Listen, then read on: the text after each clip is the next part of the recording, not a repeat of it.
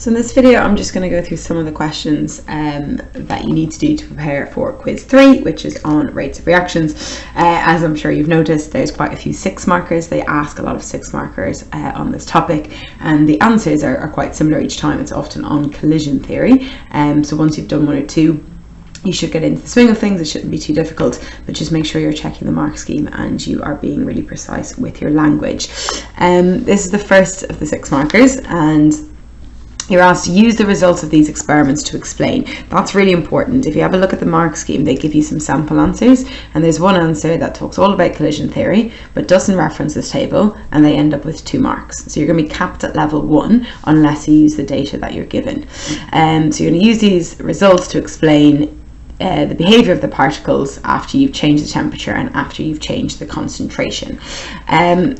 So there's 2 things that are changing here. You've got concentration is changing and you've got temperature is changing. And because you're making a coloured product, they're measuring rate or comparing rate using the disappearing cross method. So you've got the time it takes for the cross to disappear here at the bottom. Now, when you've got 2 different things that are changing, in order to compare experiments, you need to find the 2 experiments where only one thing has changed. So, for example, if I compare experiment 1 to experiment 2, I can see the concentration has stayed the same, but the temperature has increased. So when I want to talk about temperature, I'm going to talk about experiment 1 and experiment 2. And I will say, in experiment 1 and experiment 2, the concentration of A remained the same, but the temperature increased from 20 degrees to 40 degrees. This increased the rate of the reaction. The cross disappeared in 80 seconds compared to 320 seconds, and then I would explain why. The increase in temperature means the particles have more energy, therefore more of them have the activation energy. It also means that they're moving faster and there will be more frequent collisions. Then I'll compare experiment 2 and experiment 3, and I'll say in experiment 2 and experiment 3, the temperature remained the same, but the concentration increased 4 times. So I've gone from a concentration of 10 grams per decimeter cubed up to a concentration of 40. What effect did this have on the rate? I will say in experiment 3, where a greater concentration was used, the reaction was faster. It only took 20 seconds for the cross to disappear instead of 80. The reason for this is if you increase the concentration, you've got more particles, therefore more frequent collisions. And then my final statement, I would just say experiment 3, where you used a high concentration and a high temperature, the reaction was the quickest. Okay, just make sure you're referring to this table and pulling specific values out of it. And if you want to talk about concentration, make sure you're talking about the experiment where temperature doesn't change and vice versa for temperature. This one I think should be okay. If you have a look at the mark scheme, I think most of these, so they've drawn the tangent for you. They don't always do that, but once they draw the tangent, you're just going to get the slope of the line. If you look at the mark scheme, they give you a range of answers that are acceptable, so just check the mark scheme for your answer. Again, just don't miss this question, okay? When there's no answer line, students often miss it. So on the graph on the previous page, draw a line if the magnesium ribbon was replaced with an equal mass, but you're using a powder. So you've got smaller pieces, okay? So if you've got an equal mass, you're starting with the same mass of reactants, you will make the same amount of products, but because it's a powder, you've got greater surface area, so I would expect it to be a lot steeper, but still level off at the same place. Make sure that line isn't going above the 40 mark. That should be okay if you look at the mark scheme. This, to be fair, we haven't looked at exothermic reactions, but the rest of this question you are able to do. So they're asking you to actually devise a plan. So you need to talk about the method. So you've got a reaction here between zinc and hydrochloric acid. You are making hydrogen gas.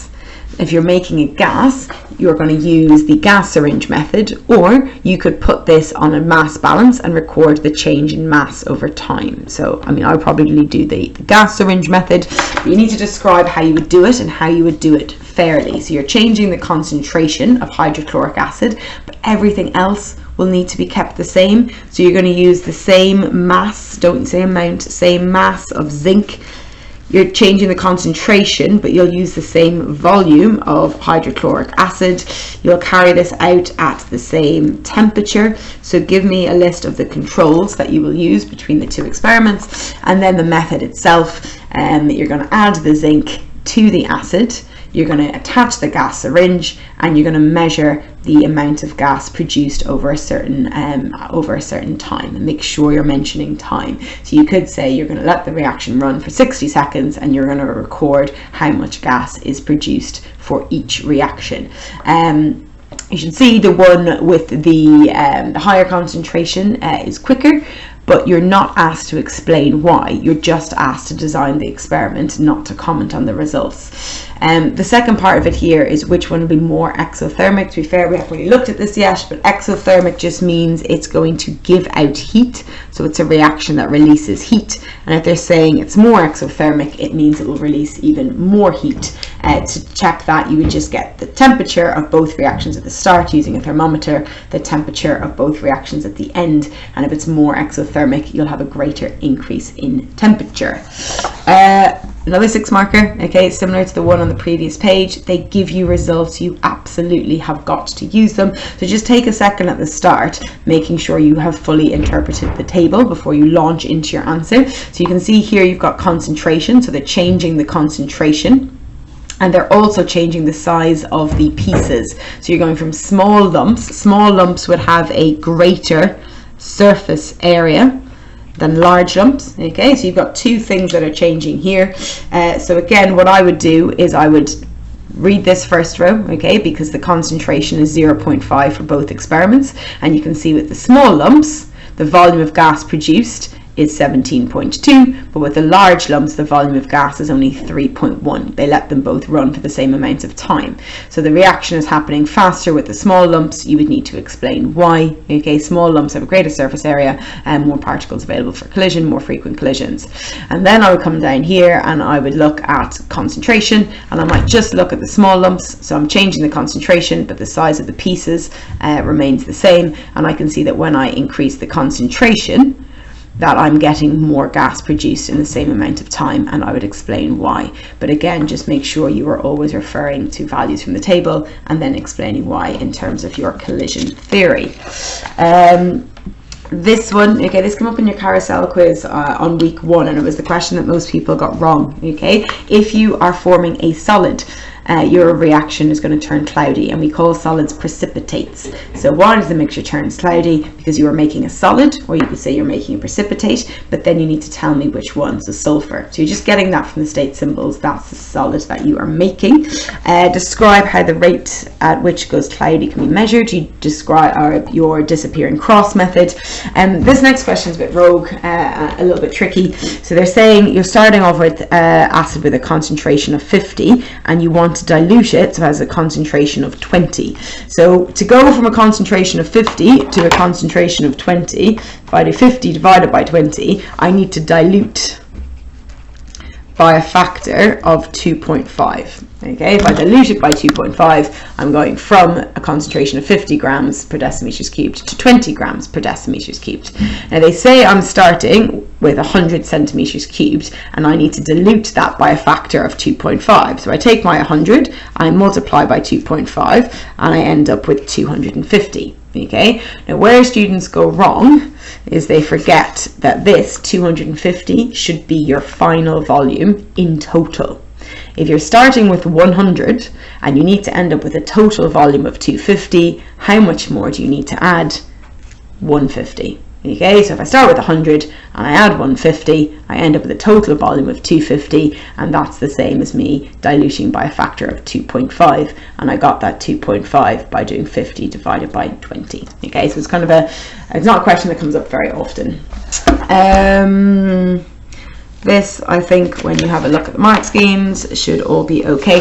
This one is just quite particular, all right, and a lot of people lost marks on this in this year because they didn't say the volume. So you can see here that you're only actually producing 60 centimeters cubed of gas, but they've used a 250 centimeter cubed measuring cylinder.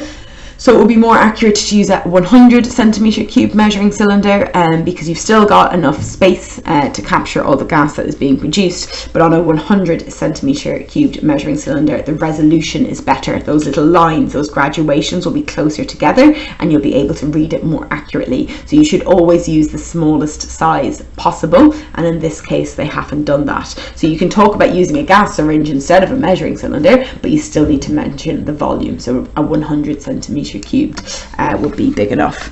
In this one here as well, calculate the mean rate. So if they're asking for mean rate, you do not draw a tangent. You're only drawing a tangent if you're asked for the rate at a specific time, and this is the average rate over the first 90 seconds. So when you're doing this one, you'll have to come to 90 seconds, so it's in minutes.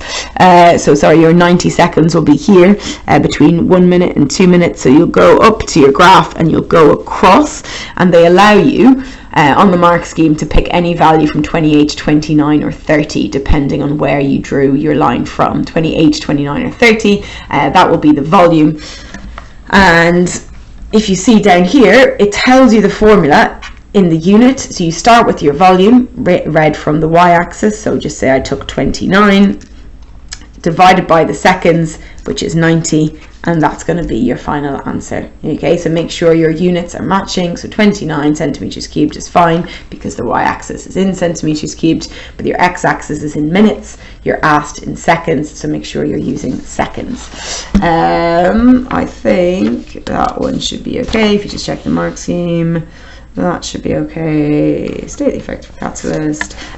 This one again was a bit random, but the whole point is that a catalyst is not used up during a reaction. If you start with 2 grams of a catalyst, you should end with 2 grams, and they just want you to explain a simple experiment where you would find that out. So you'd have to get the mass of the catalyst at the start to know exactly what you started with. When the reaction was over, you'd have to take the catalyst out and clean it, and then you get the mass at the end, and you should see that the mass is unchanged.